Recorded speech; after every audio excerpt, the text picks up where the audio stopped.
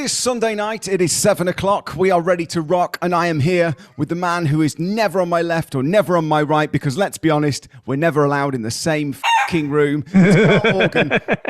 Oh yeah, there he is in his Justin Bieber merchandise. Have we at the point where we're now recycling clothes that we got? Because I feel I could possibly wear on the podcast. Now it's Mate, you look like you've just come out of a Las Vegas show, and I look like I've just come out of Argos.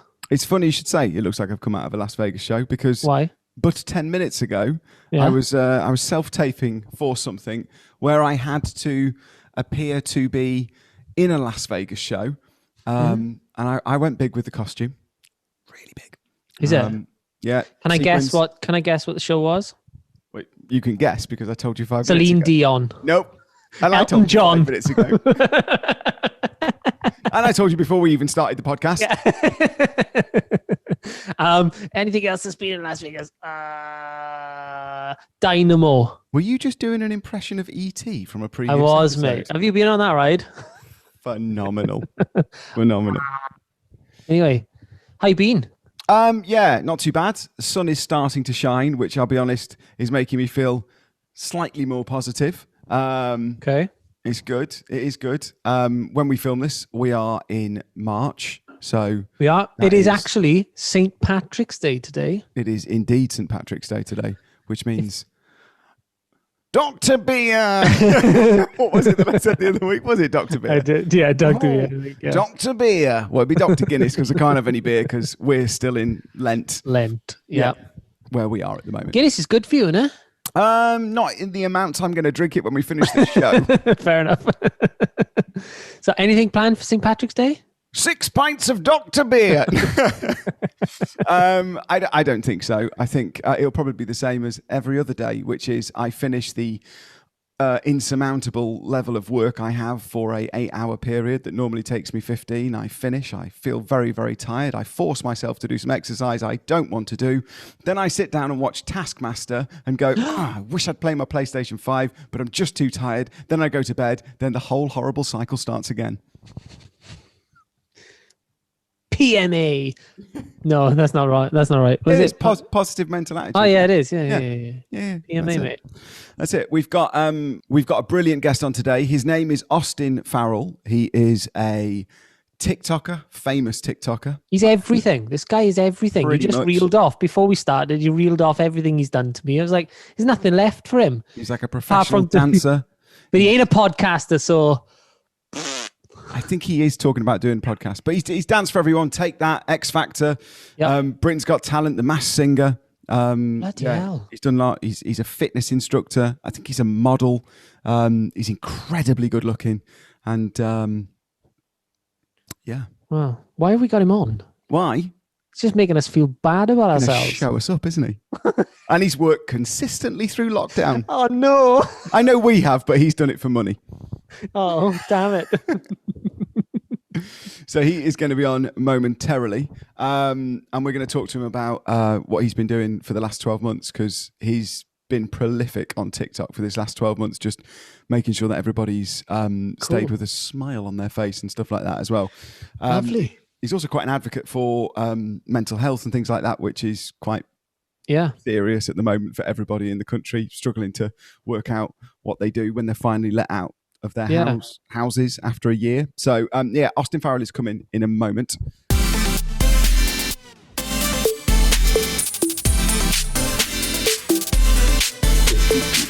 So ladies and gentlemen, please welcome, it's Mr. Austin Farrell all the way from London. Austin, say hello to Karl. Karl, say hello to Austin. Hi, Karl. Oh, how the devil are you? I'm good, thank you. How you doing? Good, yeah, really good. Oh, this guy. He can do everything but leave his phone on f***ing silent. So we've got Austin Farrell on the show today. Now, Austin is I want to use the word prolific TikToker, because there are people that TikTok and then there is you. And I was first drawn to your TikTok. It was the beginning of lockdown, so a year ago. And you started doing, I think you did one a day. One a day, Monday to Friday, like an unpaid job I was doing. Now, me and Karl did various different things during lockdown. I did a little lockdown show. Karl did some lockdown covers. And so he was on my show as well. And it was once a week. And that was enough to send me to the brink of I don't know what. So what possessed you to five? How do you come up with 5 ideas? Honestly, no word of a lie. It would be like my weekend to prep, cook my music and all that stuff, order the costumes like a week in advance. And just, honestly, I'd be up till like 1 a.m. trying to rehearse the words and stuff like that and get everything sorted and making all the props, like making a boat out of scaffolding. Like, I don't know what was happening, but it made the days go by. Do you know what I mean? It was nice for the neighbours. So it was fun. So Karl, you haven't, Karl won't have seen this because you're not on TikTok, are you, Karl? No, mate, I'm like talk tick. Brilliant. Great gag. Great gag. We promised you big laughs. And here are the big laughs. I didn't even think about that when it just came out, baby. Just a natural comedian. Yeah, baby, just came out. But for anybody who hasn't seen Austin's TikTok, you should go and have a good look at it because there is spending time and spending effort on putting together a video, and then there is going to the levels that you go to. I mean, I'm sure you don't know, but how much would you say you've spent on costumes in the last 12 months? Wigs, costumes, props. A good, I'd say 2,000. I just threw up in my mouth a little bit. Did you? Yeah, so did I.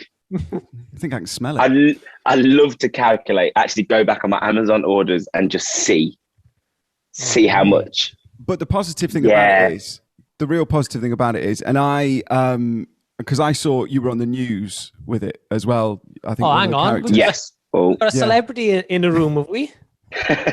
What's going on? Yeah, and Tom's fucking gutted. Typical as. Tom's gutted. You've had more TV time than him in the last fucking 10 years.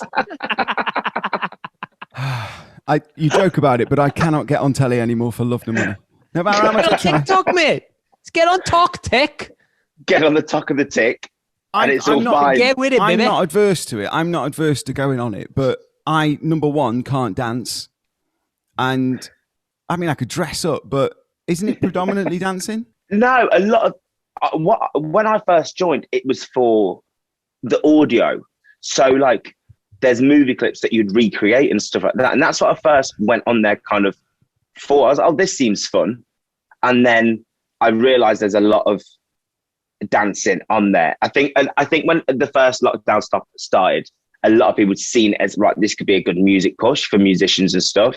And then they'll pay someone to start a dance trend. And then all of a sudden it was a great marketing thing. I think in the past year, that's when it built up to dance trends. Well, it's interesting you say that because Karl's right. Karl's right, and we won't say what it's for at the moment, but Karl's writing some music at the moment. Yeah. And go on. And they've asked you to put the chorus together for a song, haven't they? Yeah. So that it's got to have the TikTok thing in it. It's got to have. So like the chorus has to have certain like lyrics that will lend themselves to a routine. Yeah. It's how it's all go. Like, was that one of the first things that they said? Yeah. It's mad, isn't it? Yeah. My band has some songs on TikTok, and these little kids do all these, they do dances to them and all of that.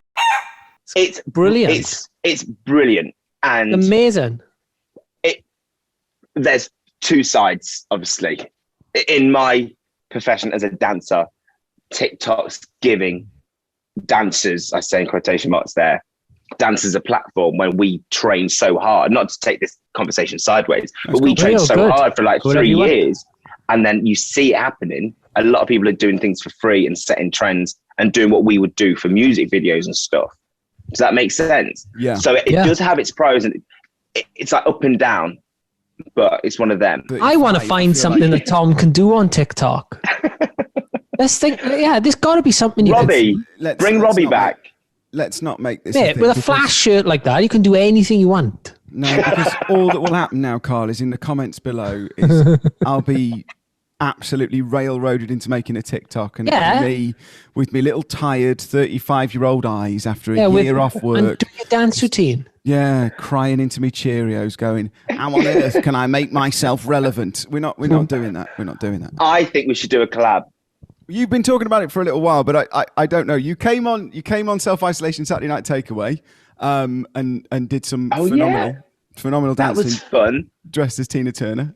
Again, I think at the time, we didn't know that you were going to be in it until about 30 seconds before, much like the podcast today. You know, is Austin available? He is. Can he do it 2 hours later? Karl, can we move everything 2 hours back? Yeah.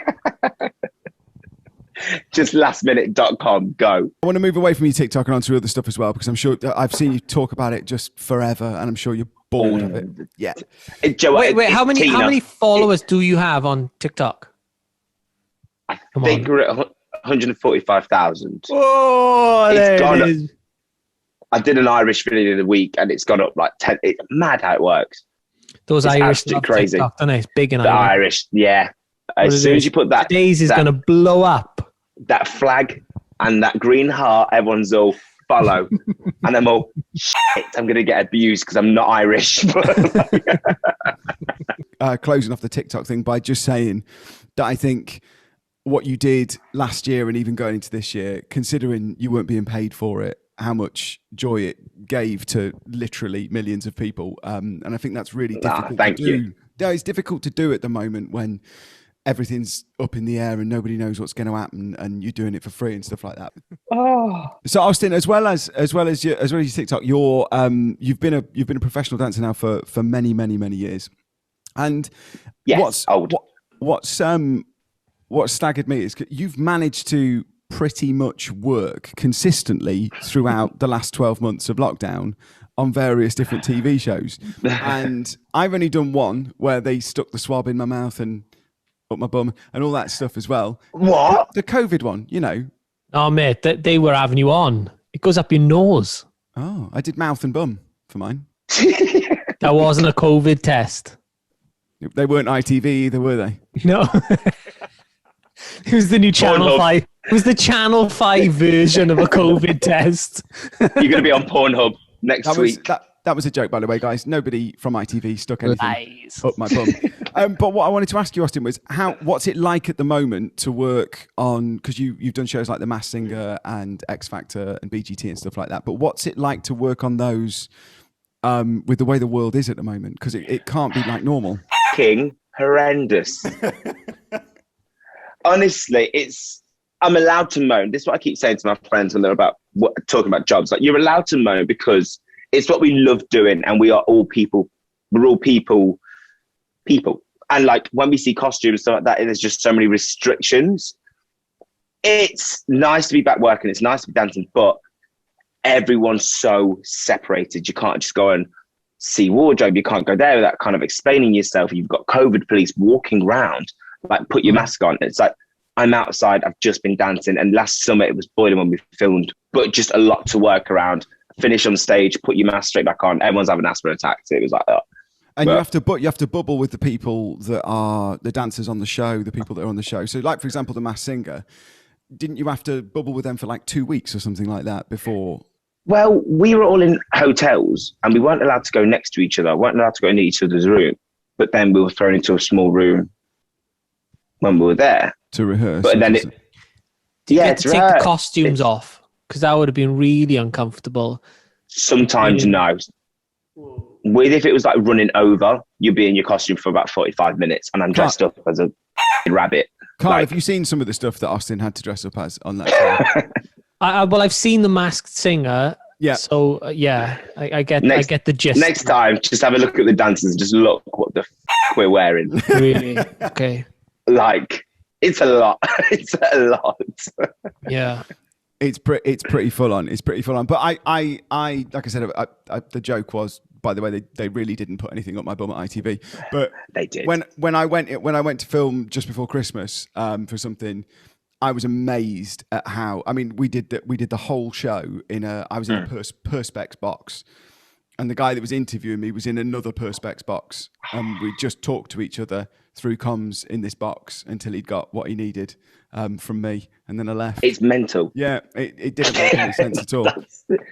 Didn't make any sense. It kind of feels rude. Do you guys feel like it's rude?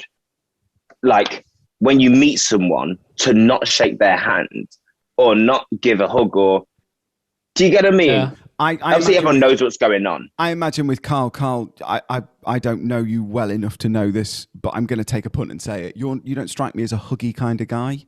I love a hug. Do you? We call them cutchies in Wales. Give me a cutchie. Cutch. Okay, that sounds a lot better than what I thought it was, because I thought that sounds like something else. Are you talking about the word that sounds slang for vagina? Yes. Brilliant. Let me see your cutchie. That's what I thought it sounded like. No. That's another episode.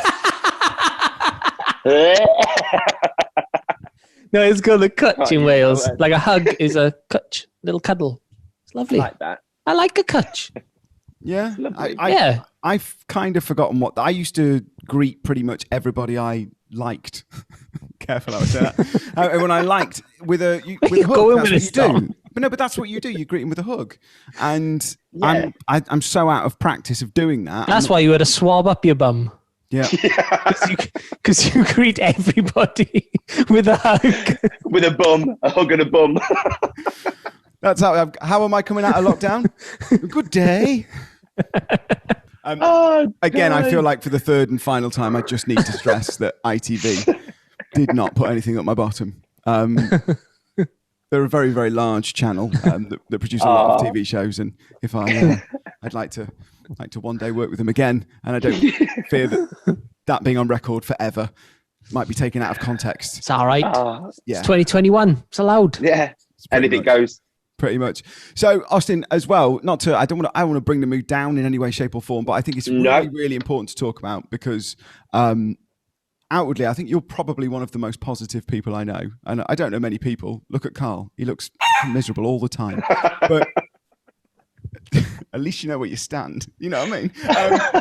But I want to touch on the last 12 months and you being a performer as well, but in a completely different sector to me and to Karl. How have you kind of dealt with the mental side of that a little bit? Because we were talking, me and Karl, just before we came on air, and it would have been a podcast in itself, just me and him downloading after the weeks we've just had.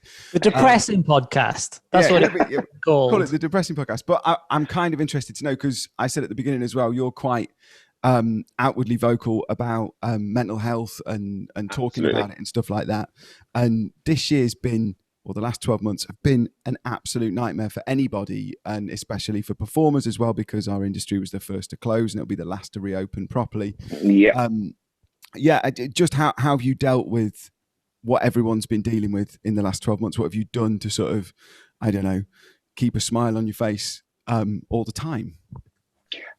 I think everything for me, when it got bad, I was so good last year. It was so strong. And obviously because of the videos, it made me feel like I was working. It let me be creative. It let me dance. It let me have an audience who absolutely loved it. Every day was just, all right. It was nice. So we were in a nice little bubble of positivity. And then online, it was some lovely feedback that I was getting and everything. And then I remember there was a bit of a point when things started to feel like work. And I was like, I felt pressured. I felt a bit like, oh, and then that was towards the end of last year. I think when it started getting rainier and colder, I was like, what do I do now? And I think I started feeling what other people first started feeling as soon as lockdown hit. And I kind of lost my spark. I did gain weight, still shifted now. And starting the new year, it got awful. It got really bad to the point of I was in bed. I remember for like 2 weeks, I wasn't exercising. I was just eating takeaways. I didn't know what was going on. And I think it was just the thought of, when is this going to end? When do I get to go see my family happily? When do I don't know, just when do I get to live my life again? To kind of see friends and work comfortably. And it really took me down low. And I think accepting it, because like I have said before, years ago, I've been in bad ways, like bad thoughts and suicidal thoughts. I'll openly admit that now. So when it did happen again this year, I had to just swallow my pride and admit it's happening again. You're having a bit of these thoughts, you're going through a rough patch. And I had to speak out about it, or else I just felt like I was holding it in. And so I did put up a post on Instagram just explaining what was going on in my life. I took away the comments because I didn't want to keep it going. Sure. The more you reply to people, the more I feel like I'm still in that mind. And I wanted to just say my piece and then, right, let's move forward. And if it helps other people, I'm thankful for that because it might help someone else speak out about it. And then after that, the wave started to crash a little bit and I started to find my legs again. And now I'm here and I feel much better. I think that's so interesting and so amazing that like just the idea of putting it out there and then stopping the comments so it doesn't keep I think that's amazing, man. Good on you. Thank you. Yeah. Sometimes it's nice to have a conversation with people, but for that time I needed to be selfish and not be a bit of an influencer or not try and help other people as much. I just needed to do it for me a little bit. I just needed to. But in turn, it probably helped them more than you'll ever know. Because when someone looks up to you, or doesn't even have to look up to you, when someone sees you on their level or whatever it is, and they're going through it, it makes it okay for you, that as in like for the other person. So I think that's brilliant. I think that's amazing of you. Thank you, man. Much appreciated. Austin, do you feel? And I know we're sort of jumping the gun a little bit here because the show's recorded in advance and it goes out in sort of 4 weeks' time.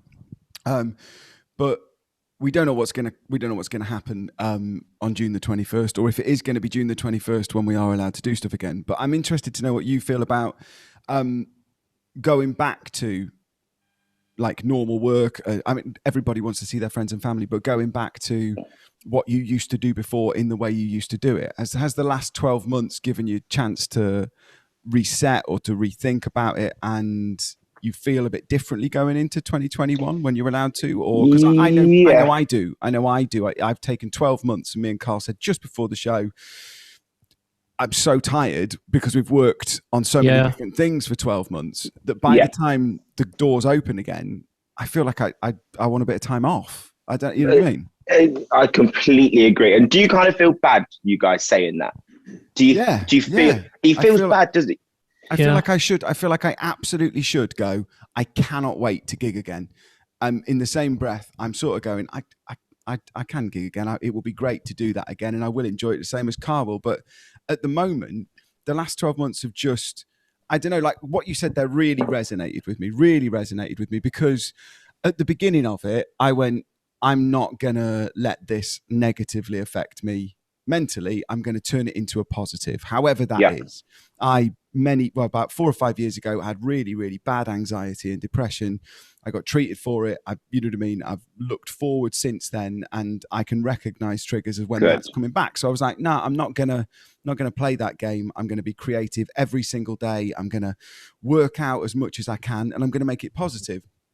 And I think after 12 months of that, it's just exhausting. And I have got to that point. I'm at that point now where I don't want to lift weights and ride a bike and make music and do a podcast because it's the same week every week. Yeah. And I think I'm like you, just need to ride that wave a little bit and find the positivity on the other side. Because at the moment, I'm just exhausted with it all. Yeah. I think the best thing for us when we do this is to break the timetable.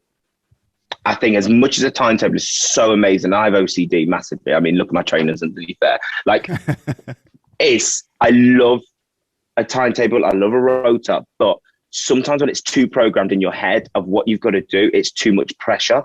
And I think to break it off, like sometimes I'll give a random day off and I'm going to I'm going to have a bath and do this, which I should be doing work, and I'll move it to another day. I'm like, okay, cool. My mind goes elsewhere and I'm allowed to breathe a little bit because it's not the same thing that I should be doing that day.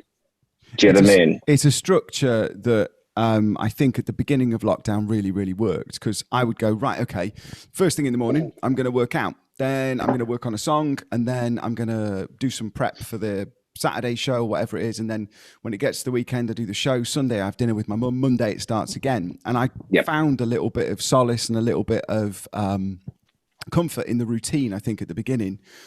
But why I got into the job that I do in the first place was the fact that routine was never there. The fact that every day was something different, and you might be going somewhere else or getting on a plane, or that side of it's gone now. And the routine, I think, for someone who's never had a routine at the beginning of lockdown, was quite enticing and quite exciting and quite different. And now I've had a year of routine. I don't know if I want to go back to doing what I did before in the same way, but I don't want the routine anymore. I'm kind of just really torn between, like I said to Karl at the beginning of it, I was like, I don't know if I got Hollywood film and a Lamborghini now, whether I'd smile. Do you know what I mean? It's that time. I'm just having one of those weeks. Which is allowed. I think it's absolutely allowed. You're allowed to overthink things. You're allowed to do that. As long as you know at the end of it, you need to be like, right, cool, you've had your time. I like to say I'm having a bit of a poor Austin time, and I'll give myself that time to moan, to cry if I want to, and just think the things that I want to think and say the things that I want to say, and then go, cool, you've said it out, move along, and then slowly get back onto the right path, you know? Karl, that's something you say to me all the time. You're just as bad at me as taking any time off, aren't you? Yeah, I get up in the morning, go to the studio, write a song, do the same 7 days a week. Even, it's mental, really. Then I work. I'll work till 5, and then I have tea with Claire, and then 9 o'clock I go back and work again. So I literally said to Tom today, it's like I've crashed. It's like I've crashed the car in the ditch, and I can't get out of the ditch now. And this should be the time where we're building up songs where, for the band and stuff, and getting ready to go again. Be excited. And I'm dead in the water. I saw something interesting. My friend Matt does a lot about mental health, and he does these journals. I've seen him. Self-care journal. It's his kind of thing. And I just wondered whether whether you'd heard of them, and whether you think that would maybe help people and stuff like that.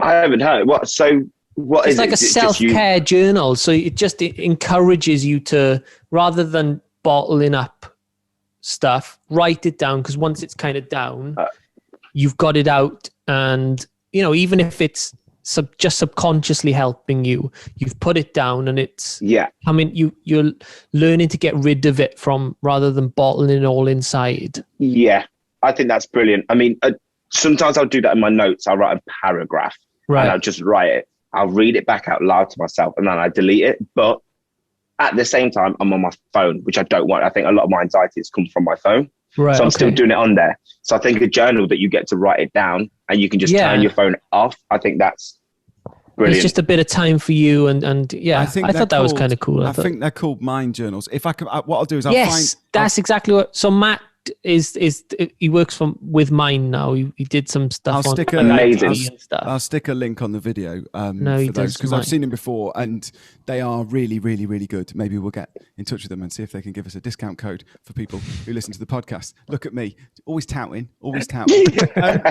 It's interesting that you said about being on your phone as well, because I think in the last 12 months, people have been on their phones more than ever. And I think if you're within this industry, it's screen time as well at the moment. This is how we do our job. Normally the podcast would be me and Karl in the same room, and you would come to us, or we would come to you, and the three of us would sit down and talk.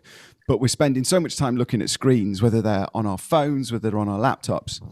And although social media is it's the best thing for people who do what we do, because we can be creative and reach millions without, in a way that we were never able to do 10 years ago, 15 years ago. I think at the same time, there's a massive negative effect that has on people's mental health with things like Instagram. I love Instagram as a tool for business, but I also think it's the worst thing in the world, because you're scrolling through, looking at people who are on holidays you're not on, at parties you weren't invited to, driving cars you don't have, wearing clothes you can't afford. And it's people that are doing things the same as you, but on a higher scale. I think comparison. I think that is the worst thing, is the comparison that you give from your Instagram to someone else's. Like the likes, the views, the comments, that stuff I think is the worst. I mean, I've done it. I'll hands down use myself as an example here. Like with the audios, how they are on TikTok. Someone did it. I did an audio, did it, and it went really quite well. And then someone else used my audio and did it, and it went 10 times bigger than mine, in the millions. Wow. And I'm thinking, and I was like, oh my God, why is that better than mine? Like, why? I was comparing it, and it took me down a little bit. I thought, oh, I was obviously doing that. And I was like, are you fucking serious? For you in a wig? And I'm getting angry and upset for the fact that someone else got more likes. And I just had to pull myself back to my feet. It's like, that's stupid. Why? It's hard though. It is hard because we all, you know, we all judge ourselves against other people's lives. It doesn't have to just be in like whether someone's getting more successful in a band or more successful as a dancer or getting the better gig or whatever it is, or got an acting job. People do it just in like, as you say, holidays. And the other thing is, you only ever see the best side of people's lives on Instagram. And it's like, it's not real. No. But we still judge it. But I think what we're doing at the moment is, whereas normally we might, and I don't know how much screen time you use on your phone over the course of a day, Austin. I daren't look at mine after the last 12 months. But I think as well, because you've got 12 months, like everybody else has in lockdown, where you're in the house, you're going to look at that 100 times more than you ever would. Yeah. And I don't know where it comes from. Like the first question I asked you when you were, one of the first things I said to you on the show was, or Karl said was, oh, how many followers have you got on TikTok? Yeah. Because right now in 2021, that's how you. That's a thing. That's how you measure someone on on success. And it's crazy. It is absolutely crazy. But as much as I hate it, it's such a powerful tool to use for stuff like this. And over the course of lockdown, the amount of people that certainly I've been able to reach, and Karl, you as well, and Austin, is just, you would never have been able to do it without that. So it's kind of 50% evil and 50% brilliant at the same time. But I think it's very, very dangerous thing. Finding a way to make it positive, isn't it? That's the key. Yeah. Is finding a way to not be harsh on yourself. Yeah. I think it is. It's definitely by it's me. It's who I follow. It's who I decide to look at. It's the hashtags I decide to look at. It's how long I decide to stare at it. It's all down to you, I think, because you have a choice to remove yourself from some people. I need to massively learn this and not, how we were saying, comparing and stuff, and take the time for you. And I was saying, you wouldn't have been able to reach so many people without it. And as much as that's absolutely right. It is so true. And it is great, the positive side of it. You get to stay connected to some friends, and you get to see them, the pictures, or see if they're going live. And it has done this a lot over the past 12 months. Slowly but surely this year, there's some testing things when it's bringing it back out, the negatives, and the hashtag be kind thing keeps having to come up because people are slating each other again. When before, last year, it was actually brilliant to staying together. And now it's kind of... Yeah. One thing I really genuinely hand on heart try to do is to like people's pictures. I'm pretty rubbish at being on Instagram and stuff. Like, I tend to put my picture on there and then I'll do the story thing, but I don't tend to scroll Instagram very much. But if I see it, regardless really of whether I love the picture or I don't, just click the like, because I think someone's put that out there and I want to go, it's great. Yeah. I don't really want to bring any negativity to them or to myself by not giving it a like. But also, by scrolling past it and going, I'm not going to like that picture just because whatever. Austin, just quick, and then we'll move off the mental health thing, because I really like talking to you about it, and it's interesting to have a completely different view, because me and Karl when we talk about it, it's normally off air, because we're pretty negative to each other. We say, this is rubbish. This is rubbish. But what did you like? Because obviously, when you've got any form of anxiety or depression that sort of, like you described earlier, comes and goes in waves. What did you use to sort of ease that? How do you manage that? Funny you asked this, and I think you'll probably relate. So as a commercial dancer, I can't listen to Beyonce or anything like that without thinking, oh, I've danced to this song, or I've done a performance to this song, and it leads you back to work and where the anxiety starts. So when I used to feel anxious, I'd listen to musical theatre. And I think because it's just, I'm not in the West End, I'm not in that performance world. So I'd listen to that and I would listen, I'd sing along and blah, blah. Then when it got bad again, my anxiety last year, I was like, I'm listening to musical theatres and thinking, should I order a Shrek costume to do Shrek on the street? It came back to me having anxiety about listening to music, which was actually my outlet. So now is sax. I love sax or classical music, piano. Like it is, Alan sometimes comes home and he must think I'm crying in the bath listening to this piano, like classical music and sax. Like, but it's such a release. My phone goes off, I have my little lights that are behind my bed, my TV and stuff like that. And I just sit there and it's just listening to this music and listening to the instruments. I'm like, wow, that is my release at the moment. I'm just finding my breath. Nice. That's good. I wasn't going to talk about it, but because you've talked about that, I'm gonna. Where's it going? No. It's where's your release going? Come on, come on, then. Let's have it. It's still a series. Put it out there. Go on. But you heard the word sax and he thought of sex. Here we go. You knew that's where this was going.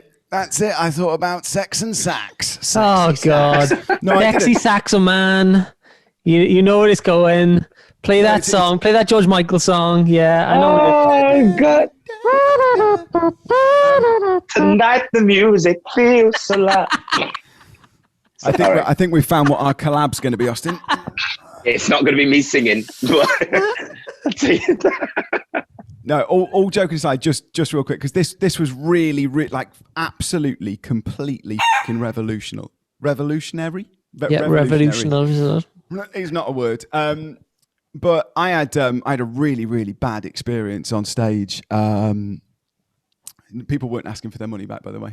It was but a really, really bad experience on stage, and as a result of that sort of triggered really bad anxiety for a couple of years. And I didn't know what it was at the time. I just thought, I'm really tired. I've got no energy. I feel really, sleepy, depressed, whatever it is. I couldn't work it out. Anyway, got diagnosed. And I wish I'd known this before, because obviously I spent 2 years just not wanting to do my job, looking for a job in IT, all that sort of stuff, just wanting to get out of it. If I'd known this before, I think I'd have probably been able to save those 2 years. But I went to a doctor, and the doctor was like, look, you've got anxiety and depression. Take these antidepressants. And I was like, I'm not going to do that, because I don't feel like it's getting to the root of the problem. Is there anything else I can do? And they gave us loads of people to go and talk to, which are, really, really helpful for some people. But I ended up going and getting hypnotized the first time. So I went to go and see this. Yeah, because my anxiety was rooted to one super negative experience. So I was on stage. I'll run you through it very, very quickly. I was on stage and I was singing, and a guy got on stage fighting another guy. And he stabbed the other guy in the neck with a glass. Oh my God. And then the whole bar that I was in started doing the same, just sticking glasses in each other's faces. I was there with my mum and my grandma at the time, and they were both at opposite ends of the room. And I had to make a call who I could get out. So at the time, what I did was I just threw myself on top of my grandma and just sort of tried to human shield her. But I had to sort of not get my mum out of the building, if that makes sense. And apparently the root of the anxiety whenever I got back on stage was the fear that was going to happen again. So what he used, the guy that hypnotized me used a form of like NLP, like Derren Brown, and also hypnosis and something called havening, which is a little bit weird, but when you combine the three, really, really good. And essentially what it does, it just kind of reprograms your mind. Now it's not like alternative and a little bit sort of out there and all that sort of stuff, because I'm the biggest cynic in the world when it comes to that. But what it does is you never forget that thing happened. I just talked about it then. But it kind of makes the image of it black and white. I can't access it in my brain as quickly as I want to, so therefore it's not at the forefront of my mind all the time, causing me problems. But this guy, he's called Chris Meaden. He works in Harley Street, and he also works in Tunbridge Wells. But essentially, he works with performers who have issues with like performance anxiety or things like I had, where a singular incident had caused me to not ever want to get on stage again, and basically just does a bit of reprogramming in the brain. And over the course of the last few years, whenever I've had feelings like you were saying, Austin, where you just feel like it's kind of getting on top of you a little bit, I've either gone to see him or I've been able to have a Zoom or whatever with him. And he's just incredible in that sort of way. Maybe just talking about it now is all that was necessary. But at the time, he hypnotized me and then sort of brought me around. And I was like, yeah, I can remember it, but not in the vivid way that meant I wasn't getting on stage. So it was just a phenomenal way. I'm sure if I'd have played classical music, it'd have had the same effect. But, you know. Yeah, that's amazing though that's worked for you, because for me that's horrible. It wasn't in my top 5 gigs. It wasn't in my top 5 gigs. How many people on stage was with you? It's just was me. It just you? Just me. Yeah, that's a lot. That's a lot to witness. And then where was the gig? The choice. Gig was in a place called Sidcup, and the weird thing about it, well, not weird, the frightening thing about it was when it kicked off, the security and the people that owned the venue, who were behind the bar, they lifted up the cellar door, all went into the cellar and shut the cellar and locked themselves in there. Wow. Yeah, just left us out there. It was they didn't want to rebook either.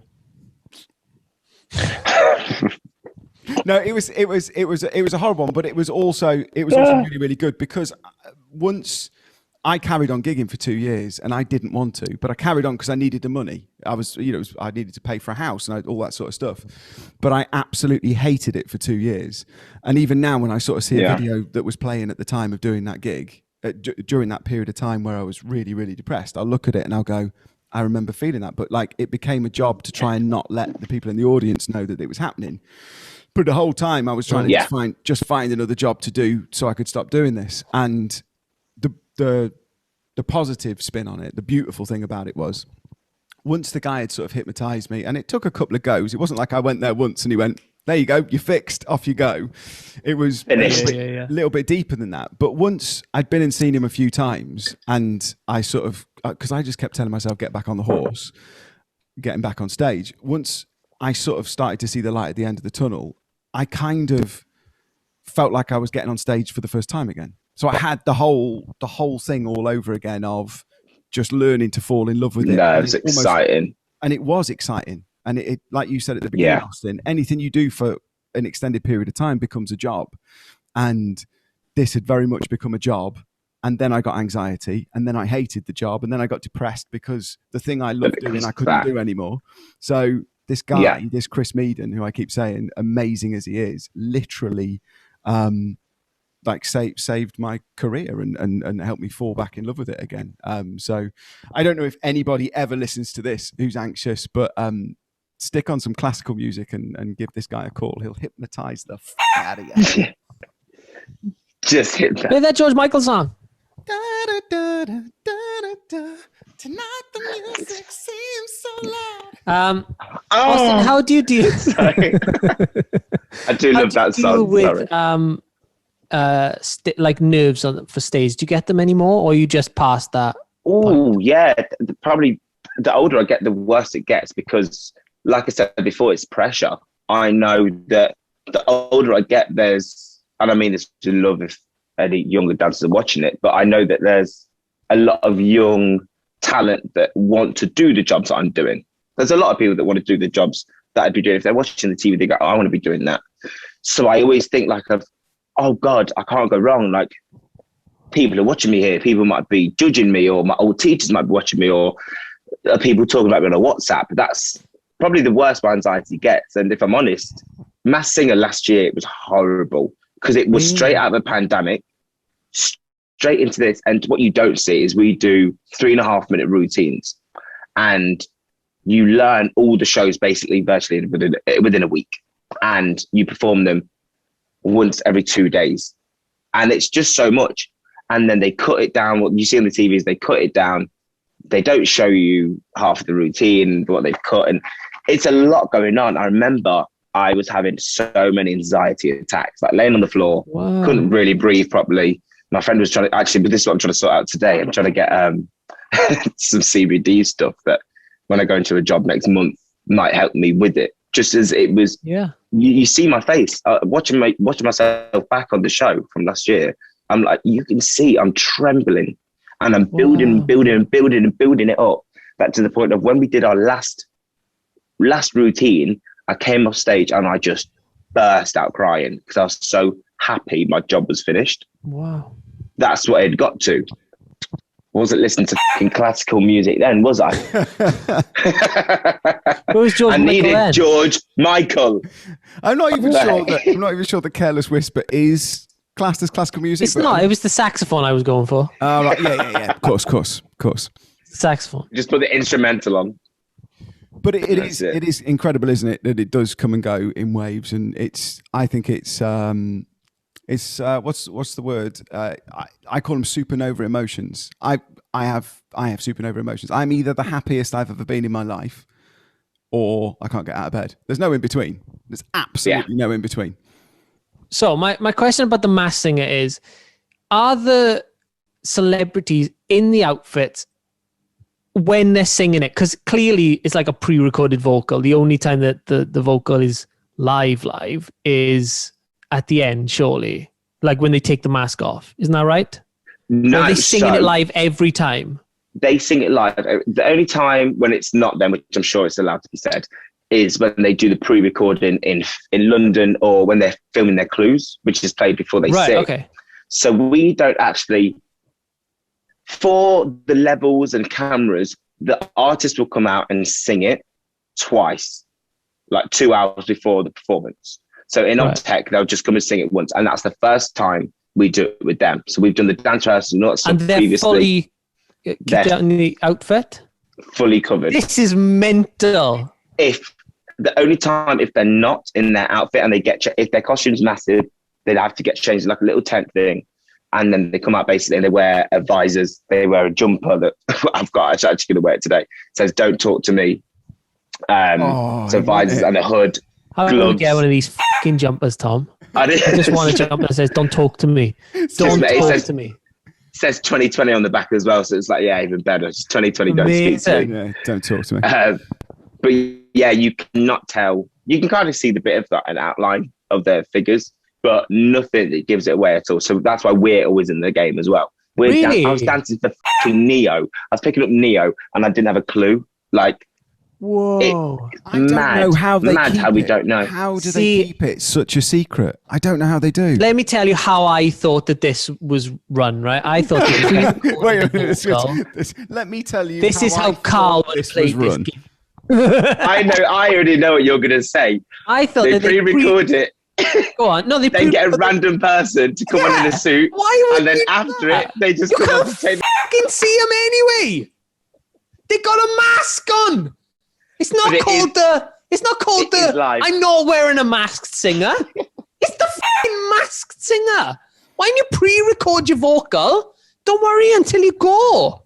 But they record it. They get to do it once. Hey, you need to write to ITV. I'm disgusted. Swab up the bum. Yeah. Again, I just feel Masked Singer's real. What's going on? Nobody at ITV put a swab up my bum. They did. Simon Cowell. No. Oh God. Well, imagine that.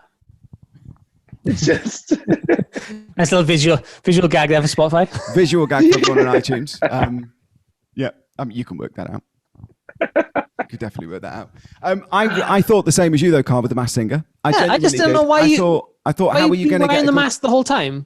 How are you going to get a good vocal when you're in a great big hollow mask? But also, I thought if they do get a good celebrity, is that celebrity going to be available all the time that they're needed for that show, or is it just a case of when it's the unmasking? I mean, like Neo's surely got better shit to do than to hang around in the UK. Was last year, mate. It was this is what I said. When I had a guess, it was Neo. People were like, no, he's got better things to do. I'm like, but has he? Mate, like, when you're backstage, right, and you're watching it, and then those judges, and I'm sure you have to be really lovely, and Tom, just cut this out if I'm being a but you know when he goes, oh, it might be Bruno Mars. You're like, F off. It might be Idris Elba. Of Yeah. course it's not David Beckham. Do you know what I mean? It's like, obviously, it's not fucking Bruno Mars. No. Everyone's got a lot better things than to do that. Bruno. You know, if they said, it might be Minty. Joanna Lumley. Minty off EastEnders. Definitely could be Minty. Little Mo. Might be Little Mo. I'd be in there. Yeah, might be. Yeah. Little Mo's come to sing. Oh, he's got that Brad Pitt thing about him, hasn't he? No, he fucking hasn't. That, I don't, maybe on the American one. Wonka. Could be. On the American one. You've wound me up, Austin. I'm fucking annoyed now. You've wound me up. Sorry. You've ruined my Wednesday, Sunday. But the best thing, Sunday, Wednesday. Wait, does this? Oh, it drops. This goes out on a Sunday in about a month. Oh, you f***ed it. See, this is pre-recorded. You're used to this. Oh my God. It's clever how they do it, but it's still just filmed in a quick. I'm not sure if I'm allowed to. I think it's amazing though. Bunch. My niece loves it. She loves it. I didn't get it either. I watched the first series and I was like, I don't get this. But then I saw in the papers and whatnot the next day, it's great family viewing because it's, I don't know, the adults kind of watch it for the singing and try and guess who it is. And the kids absolutely love the costumes. So it kind of 2 ticks, 2 swabs, 1 mouth, 1 bum. But also, again, to have 1 bum. But again, during the isolation, I had never spoke to so many people in my life about a TV program. It was actually connecting and bringing back old friendships again. Because no, I think it's this person because I've researched this and I think it's that. And it was actually brilliant. Even though I was in the show, I was literally, like I said, we were playing the game like everyone else. So it was so good. It's a great way of communicating through that. And I think it was brilliant. You know when Aston Marigold, yeah, when he was on it, were you like, oh, I love you, Tom Cruise, because he was small, and obviously it must have been Tom Cruise because I knew it was him from the moment he walked out and he sang. He is good, doesn't he? Well, he owns a dance studio in London, which I'm at quite a bit, and he's going out with one of my friends. So I always know his voice. I know how he moves. So at the first time he came out and sung, I was like, yeah, it's him. And good. From there, he was brilliant. He was absolutely brilliant. He does sound a little bit Bruno Mars and said he dances, but Bruno's not coming over to London. He's not coming to the UK for 3 weeks to do the Masked Singer, is he? He's not. As much he's not he's not spent that much money, surely. I'd like to say a big thank you to Austin Farrell for joining us. Oh, Austin, you're such a legend. Thank you. Thank you, mate, for talking so honestly about your career and about, some real serious stuff. It's been, the other week, me and Karl did a sketch where a driving instructor told us to take our pants off and then touched us inappropriately. And I felt that was quite highbrow, but I feel like we've raised the bar in terms of... What's that? What? Mate. There's a guy. Can't believe he didn't watch it. There's a guy on the show. You're mental. There's a guy on the show called Adam Westcott, and I'm surprised he's not here. To be honest, he's normally here every week. And is he single? You don't want him to be. I love him. Okay. Rewind that. He is single, but anyone he's ever dated, he has buried under his patio. So. Make of that what you will. But no, seriously, thank you so much for joining us on the show today, Austin. Thank you. Put that in the mental health part of the show. What do you mean? Why can't I? Is that not okay? Is he single? Yeah, but you don't really want to date him because he might kill you and put you under his patio. They know we're joking. Look, what we're doing is we're giving him a mental health sandwich. Jokes at the beginning. Yeah. Mental health. Bum swabbing. Him killing everyone. Bit of bread. Yeah. Sandwich. It's a mental health sandwich. You're welcome, world. It'll make you happy. Thank you so much, Austin. Austin, thank you. Thank you. Thank you both for having me. Legends. I'm off to go and follow you now on TokTik. Brilliant, Karl. There's that gag again. We promised you big laughs, folks. And I fucking delivered like a postman with Tourette's. Thank you so much to Austin Farrell for coming on and having a chat with us. What a legend. What a bloody lovely guy. Bloody lovely guy. What a bloody legend. If you don't follow him on TikTok, I know there's a lot more to him than TikTok, but check it out because some of the stuff he does just spreads a lot of joy and happiness. And if nothing else, it will make you smile when you're not feeling like smiling. We'll probably be back next week with probably some toilet humour, Adam Westcott, and some some jokes about Deodora Paul. Bants, yeah. Bants. Yeah. Because we've been quite serious this week, haven't we? I've enjoyed it. I think it's been good. It's been good to have a conversation. Yeah. It doesn't get talked about enough. And I think what a great guy to have a chat to about it as well. Because he's so outwardly positive and happy and stuff like that. And it's interesting, I think, sometimes to see what actually goes on behind people's heads. So, Karl, it's been a pleasure as normal to speak to you and to speak to other people. I'll see you tomorrow because we're going to film another one then. We f***ing do.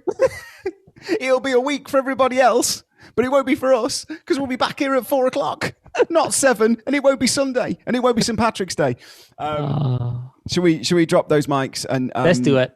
And just I'll see you in 23 hours. Can't wait. Will you be wearing a different hoodie? Oh, I hope so.